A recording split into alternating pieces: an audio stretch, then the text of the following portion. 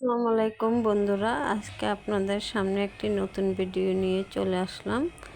ভাই মাছ কীভাবে ময়লা পরিষ্কার করতে হয় সেটা নিয়ে, আর লাস্টের দিক দিয়ে ভাই মাছের তরকারিটা রান্না করার শেষ পর্যায়টা দেখাচ্ছি। দেখেন, এইভাবে যদি ছাই ছাড়া ভাই মাছ আপনারা কুটে নেবেন একটি তারের ছোবাদে ডলে ডলে, বেশিক্ষণ লাগে না। হাফ কেজি ভাই মাছ কাটতে বেশি একটা টাইম নেয় না, একদম ধবধবে সাদা পরিষ্কার হয়ে যাবে।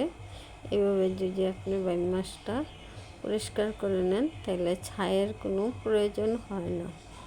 আর শহরের বাড়িতে তো জানেন ছাইয়ের খুব কষ্ট, ছাই কোথায় পাবো।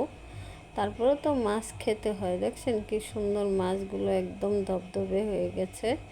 আমি হাফ কিলো মাছ কিছুক্ষণের ভিতরেই পরিষ্কার করে নিয়েছি। সবগুলো মাছ পরিষ্কার করে কেটে ধুয়ে পরে রান্নাটা করেছি। রান্নাটা পুরো আপনাদের সাথে শেয়ার করিনি, ভালো লাগছিল না শরীরটা, তাড়াতাড়ি করে রান্না করেছি। মাছ কুটাটাই শেয়ার করলাম। দেখেন মাছটা এইভাবে আঁশটা ছাড়ানো হলে খুবই ভালো হয়।